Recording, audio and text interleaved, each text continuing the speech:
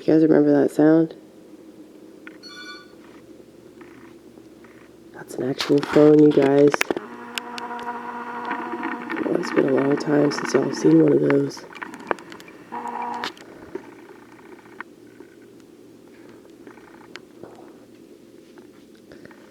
Bringing back flashbacks. Holy shit! Who are you? Just gonna yell at the phone. Let's see. Do I have caller ID on this motherfucker?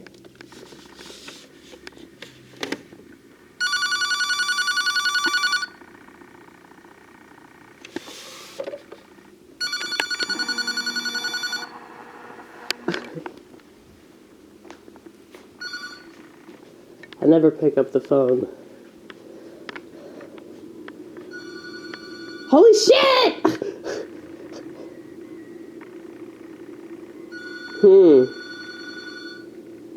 Yeah, that's kind of creepy. Did anybody call your real phone? Believe it or not, this is my real phone.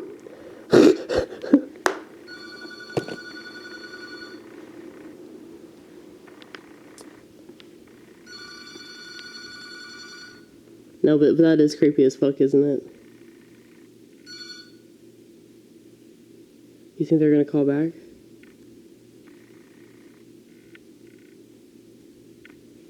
Oh, shit. That was scary. That was like a memento moment. You remember that part of the movie where, like, he has that tattoo that says, like, never pick up the phone or something? Ugh. I just wanted y'all to be part of that.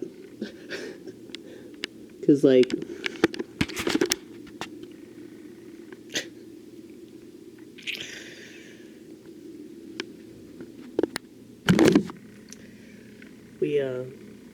Damn it, that sun! Here. Nope. Nope. Still shining. There you go. That's all I can do is just give you my head, okay?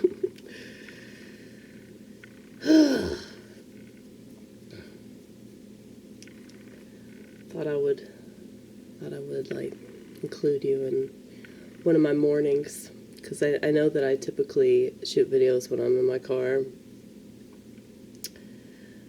This is that green goo that I drink that creates the smoothie mouth, okay? So I'm going to give you some context.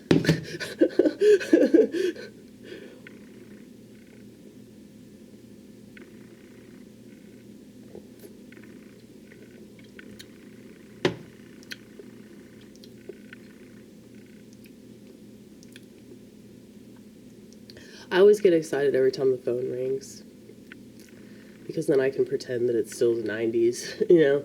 I know that there are, like, maybe 5 people that still have phones like that. You know, the landline or whatever. But,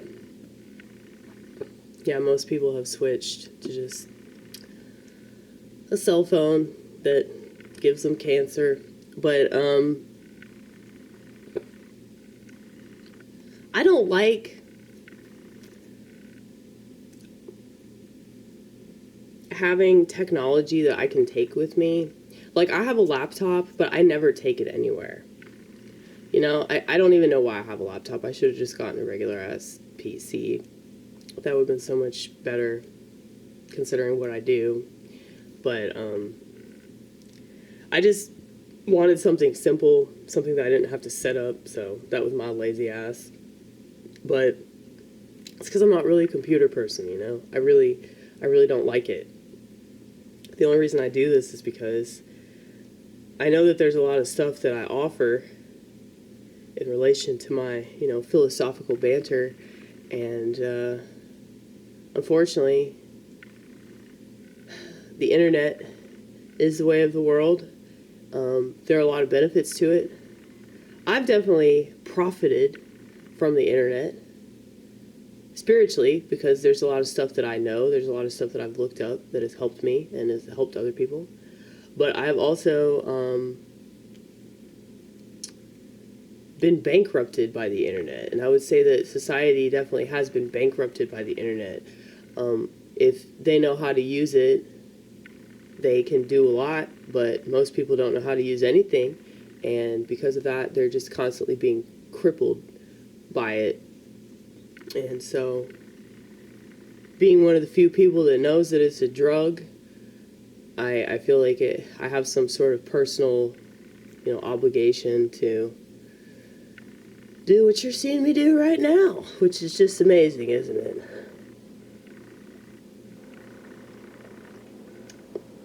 Watch me enlighten you. It's my smoothie mouth.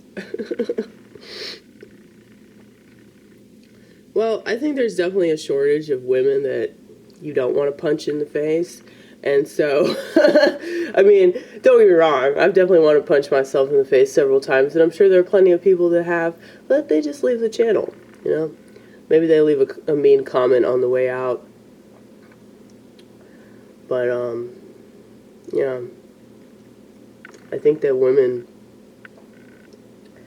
the problem with women is that we want to fit in,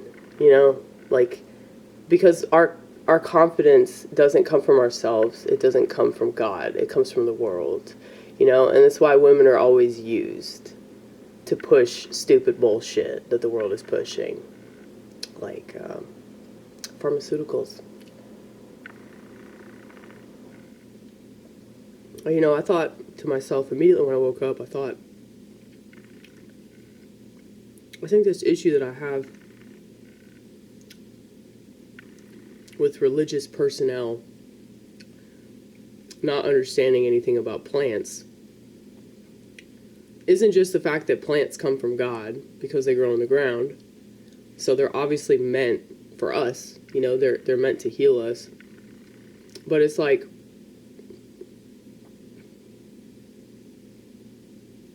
sort of similar to somebody telling you to fight your instincts.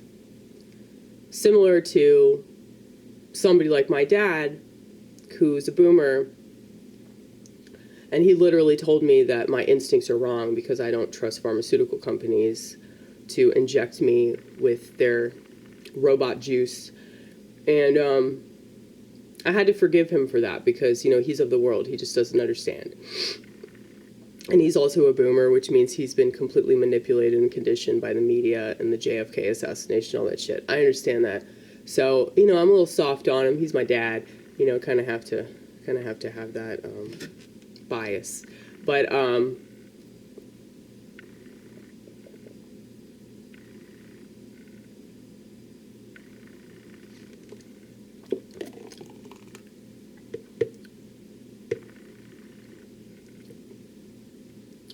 it's like if I know that plants heal people and I know that they alleviate symptoms of mental illness, physical disability, all that, and I don't tell people that, I feel like a doctor that doesn't save somebody if they're having a heart attack. Like, if you know something and what you know could help somebody else, like, you're a piece of shit if you don't at least try. And so people that don't know the healing properties of plants tend to vilify them because they vilify anything that they see as mind-altering, which is why the West has conditioned them to think that Tylenol is socially acceptable. Okay, acetaminophen, which causes all these problems with your liver, it says so on the label too. It says, do not exceed more than, I think, 8 pills in one day or something, because it's so bad for your liver. Apparently, if you do too much of that, it will permanently damage your liver. So it's actually worse than alcohol. But yeah,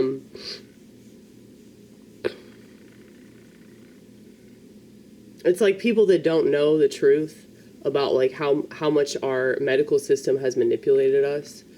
It's like they're always gonna give you some stupid suggestion well, why don't you just take these really terrible pharmaceuticals that have all kinds of side effects? the side effects that they mention on the label and plenty more that they never even tell you about.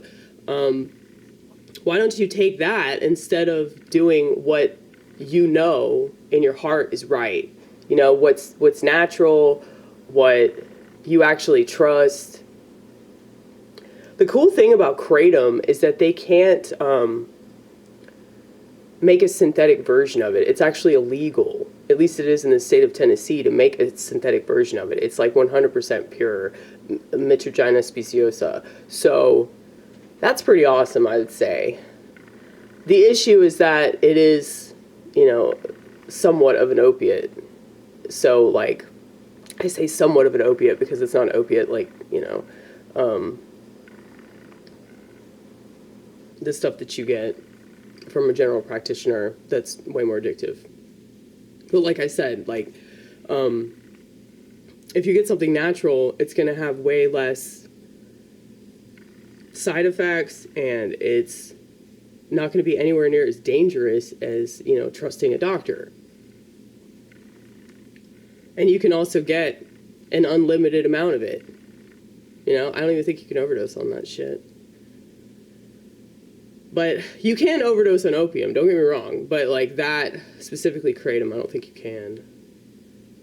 Because it's not strong enough to do that. But I have never read about anybody overdosing on that plant. But yeah, because it's mind-altering, because it causes sedation and euphoria, like, people think that it's bad. You know, like, you're not allowed to get high. Why? I don't understand why people think that's a threat. Furthermore, just the term, like, getting high. Like, obviously, like, that's going to elevate you, right? Like, spiritually. Like, how could that not? If it's elevating you physically in some kind of way, why wouldn't it do the same thing for you spiritually? That's why people have believed in it for hundreds of thousands of years, okay? Because it actually legitimately helps you on multiple levels. But because it's addictive, it has the propensity for, you know, dependency. Like, technically everything does, though. I mean, I know people that take ibuprofen every single day for some shit. So just because they're not getting high off of it doesn't mean that they're not dependent on it. So I don't get it. I will continue to argue with the clergy until I die.